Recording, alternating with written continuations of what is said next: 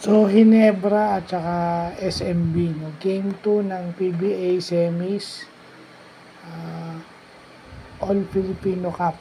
No? So, kung nanalo yung Hinebra, come from behind, etong Game 2, parang nag-adjust yung San Miguel. Kasi hindi ma-stop, yun. The key is, in off the bench nila si Junmar. So, si Mo yung ang kasabay ni Rodney Bronreal si Mo.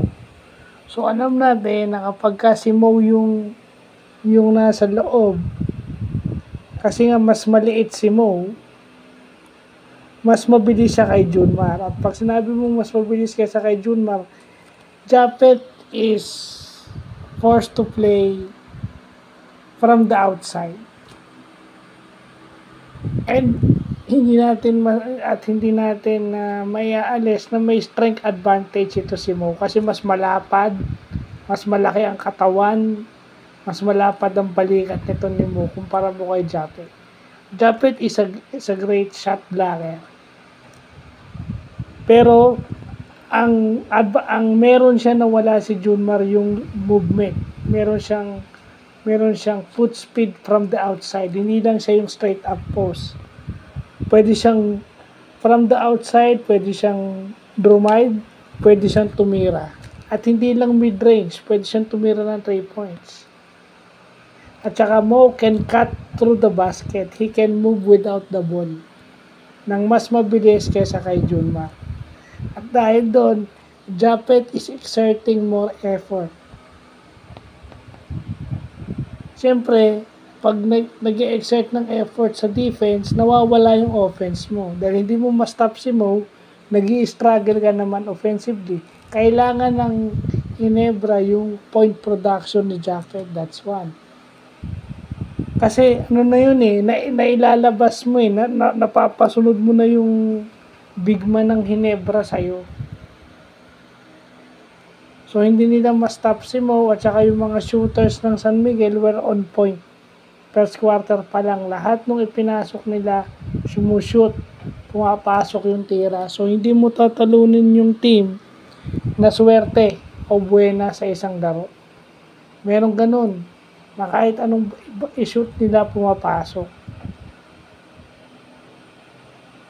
Tsaka hindi, gigil makabawi kasi pag nagkataon 2-0, at least ngayon 1-1.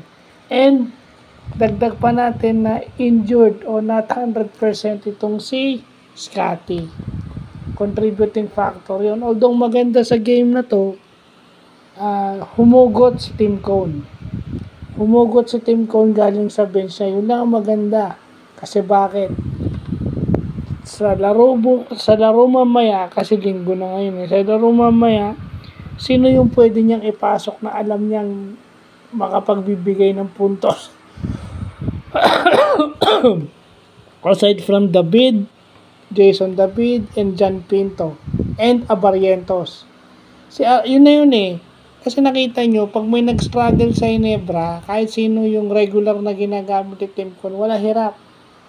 So kahit nasa triangle kayo, kapag kahirap nag-i-struggle yung kahit sino sa players na usually ginagamit mo, dahil si RJ yung usually off the bench mo Si RJ lang usually yung number 1 number 1 substitute mo si RJ So pag nag-struggle si RJ struggling pa si Japet, paano ka na? At saka hindi nakauna na yung San Miguel. Kumbaga, nandun naman yung Hinebra kaso nauna na yung San Miguel. Hindi mo matatalo yung team na may buwelo. So kaya ang resulta 17 points yung lamang ng San Miguel sa Hinebra. So yun lang po.